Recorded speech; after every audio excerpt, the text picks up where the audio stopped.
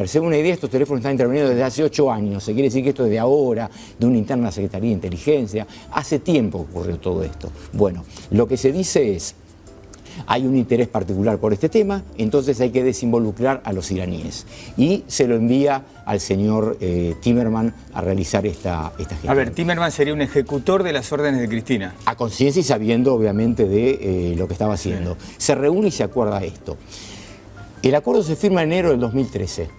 En noviembre del 2012 yo ya tengo escuchas donde ya se habla de un pacto de impunidad, pero no porque por un lado hay que desinvolucrar a determinada gente, pero no alcanzaba con eso, había que crear una pista falsa.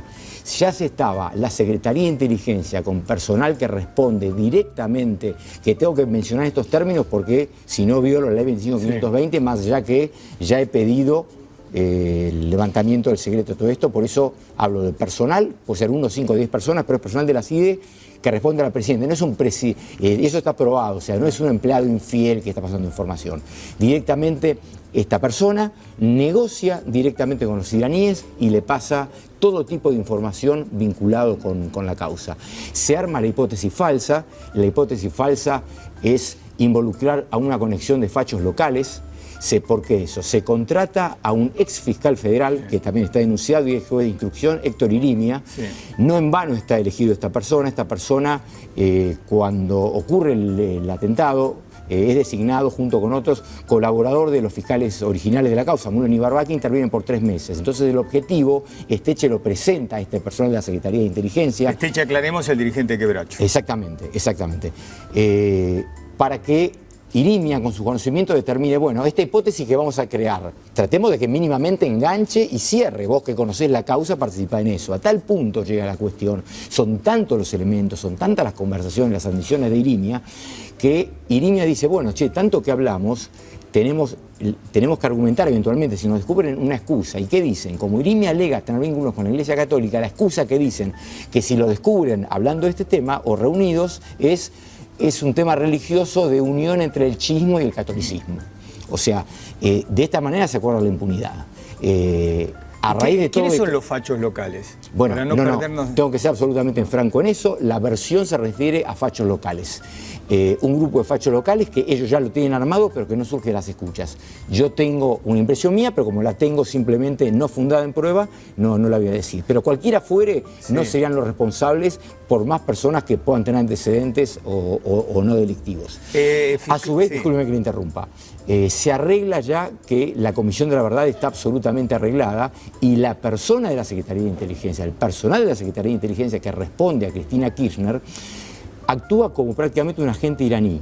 Le informa a los iraníes todo lo que ocurre en la causa, los pasos que van a seguir, sabe del expediente más que yo, le informa de lo que yo estoy por hacer, le informa datos personales míos, le informa datos de mi ex esposa que es juez federal, le informa datos de menores. Hay cosas que yo no sabía, que me entero de la causa siendo el fiscal que maneja la Secretaría de Inteligencia, que depende de la Presidencia de la Nación y que debe informar al fiscal de esta manera. Se ríen del fiscal, el fiscal va a quedar patas al norte cuando vea esta nueva hipótesis que le metemos, va a tener que renunciar, nos vamos a sacar a este ruso de encima, por decir algunos términos. Todo eso decían agentes de la Secretaría de Inteligencia. Estamos hablando de gente y que responden directamente a la presidenta, que está absolutamente probado. Nada de lo que se hace acá es sin la directiva expresa de la presidenta. Esta no es una suposición por pensar que la presidenta maneja en general el gobierno del país. Está específicamente probada la cercanía y cómo se la consulta. Usted considera, lo interrumpo, usted va a coincidir en que resulta increíble que una presidenta pueda estar involucrada en esto. Yo también lo creo increíble. Es más, yo desearía, creo que no es así, no tener razón por una cuestión institucional, por el daño que le hace al país. Mire, voy a contar una infidencia. Con el equipo que venimos trabajando esto hace más de 2 años y medio, en un momento estábamos tan convencidos que nos planteamos la hipótesis inversa. Dijimos, no estaremos en un microclima. A ver, hagamos al revés. Hagamos de cuenta que somos abogados defensores. Vamos a tratar, que conocemos el tema, de buscar, si tuviéramos que defender todo esto, ¿qué salida tiene? ¿Sabe la solución que se encontró, así en tono de broma? La más lógica, la única forma es entrar a la fiscalía y robar la causa. Está en la prueba, está en la contundencia, está en la evidencia. Es clarísimo. Bueno, usted habló de evidencia. ¿Qué evidencia? Bueno, personal de la Secretaría de Inteligencia, hay una persona acá que es el nexo cuyo teléfono ya estaba intervenido de antes. Yo tranquilamente, por las funciones que tengo en la causa AMIA, podría decir, me pongo a investigar el memorándum, que sería legítimo. No lo hice. En un teléfono que estaba intervenido desde hace 8 años. ¿Por qué está intervenido? Porque por ese teléfono hablaba Moshen Rabbani. Entonces nosotros lo que buscábamos era capturar a uno de los prófugos y por cada charla que había detectábamos de qué lugar hablaba. Entonces teníamos la mala suerte que cada vez que hablaba de Irán, con lo cual no podemos detenerlo. Recordemos, yo lo interrumpo con algunas cosas para la gente y para todos. Recordemos, Moshen Rabbani fue ex agregado cultural de la Embajada de Irán acá y es uno de los máximos responsables del atentado. Exactamente. Y nos empiezan a aparecer datos desde mucho antes.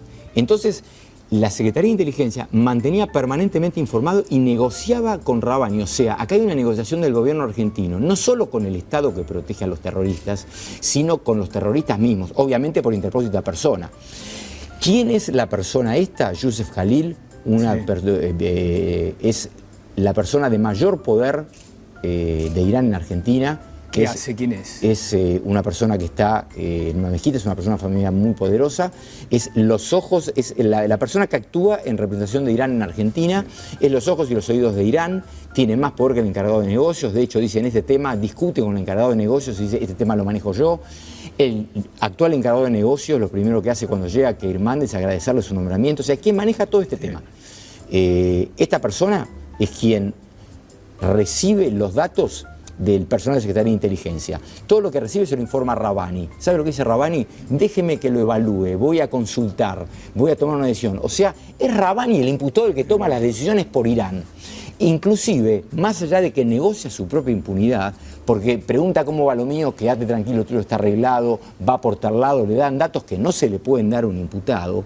Funcionarios argentinos brindan información secreta de Estado a una potencia extranjera en general y del tema AMIA en particular. Y todo vinculado con Rabbani. Inclusive, muchos datos comerciales los decide Rabbani. No hay nada ilegal en el tema comercial si se quiere desde un punto de vista lógico. Pero usted dice que Rabbani no puede decidir estas cosas. Y usted dice que todo este plan, usted habla toda esta confabulación criminal, estaba destinada a permitir un intercambio comercial de petróleo por granos en la Argentina. Lo que surge de la causa es que los objetivos, puede haber 20, son 3. Es un acercamiento geopolítico, concretamente dicen, el fiscal no se dio cuenta, pero esto, o sea, es terrible para un fiscal argentino que funcionarios argentinos digan esto. Mi acusación fue avalada por más de 90 países. Nos apoyó, para que se dé una idea, en el Comité Ejecutivo, países que están muy cerca de Cabo, que pueden estar muy cerca de Irán, India, Rusia, Marruecos, Argelia, y nuestros propios agentes juegan para ellos. ¿Por qué? Porque cambió la decisión geopolítica o la posición geopolítica argentina, lo cual es válido, pero lo que viene ilegal, que es lo que acá se cuestiona, es que dicen, ahora el responsable del atentado del AMIA, y esto lo dicen, no tiene que salir las pruebas, tiene que estar en consonancia con la nueva política exterior. El gobierno puede tener la política exterior que quiera, gustará o no gustará, insisto, es resorte exclusivo del Ejecutivo. Lo que no pueden hacer es limpiar una causa porque sí. Por eso usted dice que se estaba inventando un nuevo y falso culpable. Exactamente, pero eso o sea, se firma el memorándum una vez que los culpables ya están decididos, ya está arreglado. Yo tengo las escuchas donde Irimia acuerdan reuniones, dicen cómo lo van a hacer, quién va a hacer, por qué no se lleva adelante todo esto, la pregunta, porque los intereses eran distintos. Este tema no llega a, como se llamaría, un final feliz como que era en Argentina, que era la desincriminación de Irán, y no se firma el memo por una sola cuestión, porque no se bajan las circulares rojas. No preveían eso. Acá, algún alto acá también, aclaremos a la gente, son circulares rojas de Interpol. Son órdenes de captura en la búsqueda de los responsables acusados del atentado contra el AMIA, que son ciudadanos iraníes. El mayor interés de Irán, que era evidente, porque aparte me lo han dicho en las reuniones que hemos tenido en Interpol, a Irán no, obviamente que se obtenía la desvinculación del tema, le importaba, pero lo principal para Irán acá era la libre circulación de sus ciudadanos. Irán no podía soportar que lo hayan echado a Bajidi de Bolivia. Recientemente, hace 3 meses, por ejemplo, recibimos una consulta de Interpol Corea del Sur que nos preguntaba, tenemos un pedido de Rezaji. Rezaji es una persona que está con captura, también otro participante del atentado, que fue, imagínese la envergadura, ex candidato presidencial en Irán, que dice, quiere viajar a Corea del Sur. ¿Subsiste la captura por parte de ustedes? Le dijimos que sí, no terminó viajando. ¿Usted se cree que le hace gracia a eso? ¿Por qué no se bajan las circulares? Justamente porque Noble dice no, lo tiene que ordenar el juez. A tal punto estaba acordado, porque acá hay pactos secretos. Yo no puedo determinar todavía si firmados o no, pero acá hay acuerdos secretos entre ambos estados y uno de ellos es que se bajaban las circulares rojas. ¿De qué manera se bajaban? En el punto séptimo del memorándum es el único punto operativo. ¿Qué significa operativo? Que se efectiviza antes que se apruebe. O sea, bastaba la firma del acuerdo para que se haga efectivo. De hecho, ese punto se hizo efectivo el 23 de enero del 2013 y nada más pasó porque no se acordó. ¿Qué decía ahí? Se le hacía saber a Interpol que el conflicto, se llama, miren cómo se llama, conflicto entre la Argentina e Irán por el tema AMIA, se iba a solucionar por, el término justo era, por común acuerdo, por negociaciones comunes, por cooperación mutua entre ambos estados. Es un buen criollo, un lenguaje diplomático, se le está diciendo a Noble, señor, usted ya no tiene nada que ver en esto, él y yo nos pusimos de acuerdo. Ya está, bájela. Se esperaba eso. ¿Quién pidió que se baje? No hay un pedido concreto, ni Timerman lo va a hacer, pero se esperaban eso. Surge claramente de las escuchas cuando le preguntan por qué la demora. Por ejemplo, hay muchas menciones al tema comercial de Debido. Yo no lo acuso de Debido, ¿por qué? Porque justamente por la prudencia, porque Debido interviene mucho en el tema comercial, pero hasta ahora lo que tengo probado es que lo de él es el tema comercial, no que estuviera al tanto de que esto era para desinvolucrar a los iraníes. Quizás el día de mañana se prueba, no lo sé, pero hoy no. ¿Qué quiero decir con esto? Entonces, con este tema comercial, ese acuerdo, y Rabbani no puede estar decidiendo este tipo de cuestiones, y las terminaba decidiendo Rabbani. Nisman, a ver, vamos repasando a los que involucra usted. Cristina Kirchner, usted dice que decidió, negoció y organizó todo, la impunidad. Timerman fue el ejecutor de las órdenes. Absolutamente todo. Usted menciona al diputado el Cuervo Larroque, un diputado... Larroque es la voz de Cristina Kirchner en todo esto, por lo que surge de la evidencia de la causa. Cristina Kirchner no hablaba con Delía, sino que Larroque era el intermediario. Larroque recibía la información de Cristina Kirchner, se la pasaba a Delía, se reunía con Khalil, le daba instrucciones y a su vez se reunían en la casa de Delía. Hay varios datos de esta postura. Ocurría el tramo inverso, cuando Khalil necesitaba que alguna información llegue al gobierno argentino, se hacía llegar a Larroque, etcétera, etcétera. O sea, todo esto llevaba pasaba, y traía. Exactamente, y estaba al tanto del plan este de impunidad. Es más, da instrucciones respecto de cómo debían actuar en temas muy puntuales que están desvinculados del tema AMIA, pero prueba el conocimiento. La cantidad de escuchas es inmensa. ¿Larroque también está en las escuchas? Por supuesto, pero las escuchas las tomo como un indicio, quiero que quede claro, porque en una escucha se puede decir también cualquier cosa. Todo lo que dice las escuchas está corroborado además por otro elemento que es independiente pero que se ha verificado en la causa. Otro tema de los pactos secretos era que cuando no se bajan las circulares rojas justamente, pese a lo que Timerman no puede pedirla, pero Timerman permanentemente dice el acuerdo va avanzando. Por eso viaja en septiembre y en noviembre del 2013 a Interpol. Él no puede pedir que se bajen las circulares rojas, pero ese era el acuerdo. Entonces, ¿qué dice? Estamos avanzando en el acuerdo con Irán, a ver si Noble la bajaba, y Noble no las bajaba. Hay innumerables charlas, por ejemplo, Khalil vuelve de Irán y le preguntan, bueno, tenemos que empezar con el comercio, le dicen. Y Debido dicen, se tiene que firmar el memorándum. Debido parece un poco ajeno al tema, él está en el tema comercial, por lo menos de lo que surge hasta ahora. Por eso, así como acuso una persona, digo respecto del otro. Dicen, bueno, pero acá hay que saber que Timerman, te avisaron a vos que Timerman no cumplió con el tema de las circulares rojas. Es más, lo destratan desde el punto de vista religioso, lo tratan, Delía y otra persona más, totalmente discriminativamente y dicen, este ruso de mierda no cumplió con esta cosa, se comprometió a bajar las circulares rojas y hasta que esto no ocurra, Irán no va a firmar absolutamente nada.